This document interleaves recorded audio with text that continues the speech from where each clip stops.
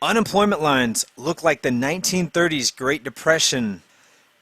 And also, the economy needs another shot of adrenaline. We're going to tell you what that means and how much it's going to be. Hint, it's going to start with $1 trillion. We're going to get into that and more. Hey everybody, JJ here. Bolt to the bust. It is Tuesday, July 21st, 2020. Thank you for joining me. Axios article right here. A very dark feeling. Oklahoma jobless lines look like the 1930s. Folks, this is just so tragic. In today's day and age where most things can be done at the click of a button, at warp speed, buy something on Amazon, have it at your door the next day, trillions injected into the markets, into Wall Street entities, at the push of a button, light speed, but people camping out for unemployment checks, or not even for checks, even to get enrolled in the unemployment programs, and then hopefully maybe in a few weeks or months you'll get your first check. But look at this in Oklahoma. People camping out overnight. If this is not a sign of failure and desperate times, I mean, look at this. This is Great Depression level of disparity. Excerpt out of this article here. John Jalay, a 58-year-old single father, arrived in the parking lot of the River Spirit Expo Center in Tulsa around 9 p.m. for one of the state's mega processing events.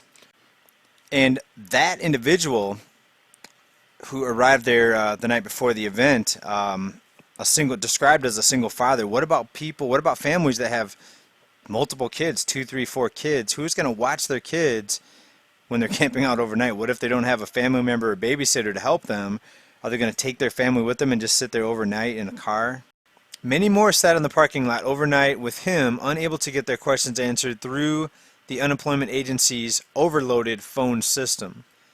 So these are people that were not able to get through on the phones. Now they're there in person. They have to camp out because of the backlog. Absolute, devastation.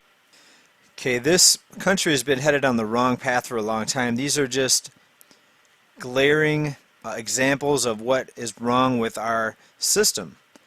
Right? We have people that are dependent. Instead of being independent, we have dependence. And after this is done, and I've said this before, we're probably going to see, my guess is 70-80% of the population dependent on the government in one way or another. Now, we already have about half of the country that is dependent on the government or gets some sort of handout or paycheck from the government.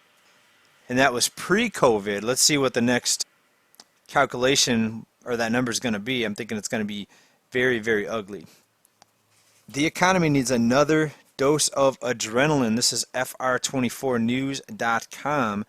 Expect a new round of stimulus check. Now, Treasury Secretary Mnuchin, he's out there, and he's saying that it's going to begin at $1 trillion.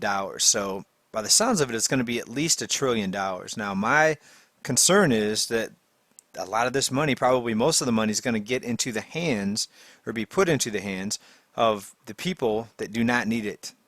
And the people that need it the most, well, go back to that first shot we showed you, all the people in the unemployment line. If the stimulus was working, would people be camping out overnight for unemployment?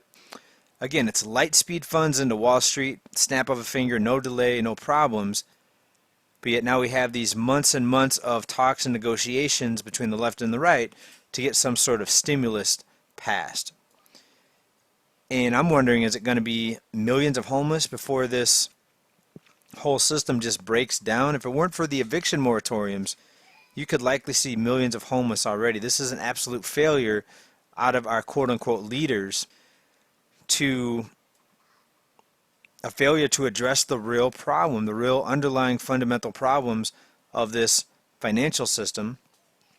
And this economy was on a deep dive before the shutdown, but this COVID shutdown sure did give a convenient excuse for all the things that are happening right now.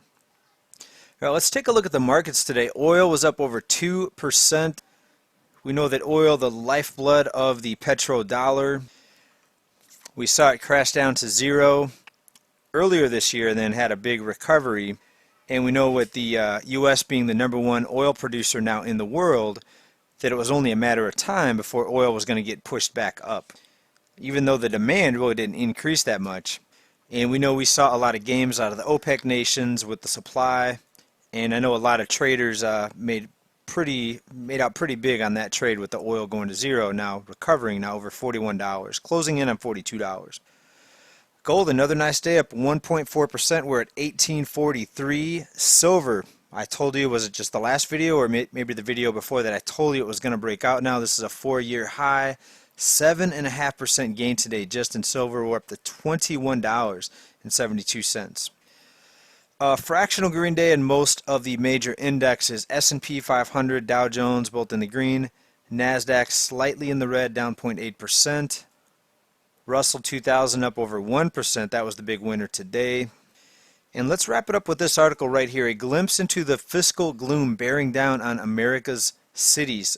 Folks, we are going to see cuts to essential services. I wouldn't be surprised to see the libraries closing down. Now, this article goes on to highlight Cincinnati, which has a population of about 300,000. They're going to be implementing cuts to the police department, the fire department, sanitation workers, if they don't get help from the federal government. And it's a broke federal government, by the way. The federal government doesn't have the money to spend.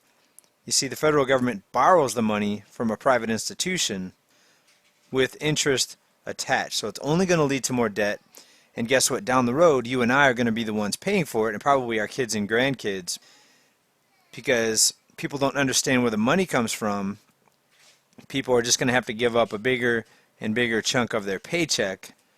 You know, after the next collapse, they'll say, well, now we have to raise taxes to refund all these programs and get the police force and the fire department and sanitation workers back to work. Otherwise, what is it going to be? Trash on the street, no fire department, no one shows up to your house if your home catches on fire, no police to respond to all the 911 calls. And we're going to talk about this in one of our next reports here.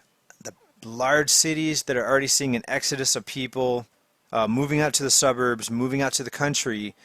The large cities are going to be the worst place to be. You're going to see the biggest tax hikes in those cities as they're seeing this decline, huge decline in revenue from sales tax. And yes, the cities are the place to be when the economy is booming, when the times are good. That's where most of the jobs are concentrated at. But when the tide turns from bull to bear, when you go from boom to bust, the cities are the worst place to be. Now, add on top of it everything else that's happening socially, and it's going to get even more and more dangerous. You're going to see more desperate people, more people kicked to the curb after the eviction moratorium. Possibly, we're going to see how that unfolds. More people starving without food, without shelter. And when it comes down to it, people are going to be looking out for themselves, and they'll do whatever they have to do to survive or to get a meal. That includes probably coming to try to see what you have. And that's why you need to, at this time, really think hard about where you're at, where you want to go, what you want to spend your money on. Okay, will we here in the suburbs of San Diego, will we need to put bars on our windows? I mean, how dangerous is this going to be? We already saw a lot of commotion happening, a few weeks ago. Fires set, and how much more angry are people going to get when they're starving, when they're homeless, when they're on the street, when they have nothing. And there's a saying that when people have nothing left to lose, they lose it. And people are already starting to lose it. Just wait until we get into the worst of this economic storm. Thanks everybody for watching this report. Come back for more updates. Let me know what you think down below in comments about this, about the stimulus. Is it going to go to the people that need it, or are we going to continue to see longer and longer unemployment lines, longer and longer food lines like I've been talking about? I tend to err on the side that it's going to go mostly to the individuals and corporations and businesses that don't need it, while the working class, kind of gets stuck again, and it's just going to get real ugly, I think. I hope I'm wrong, but thanks for watching this report. Bye for now.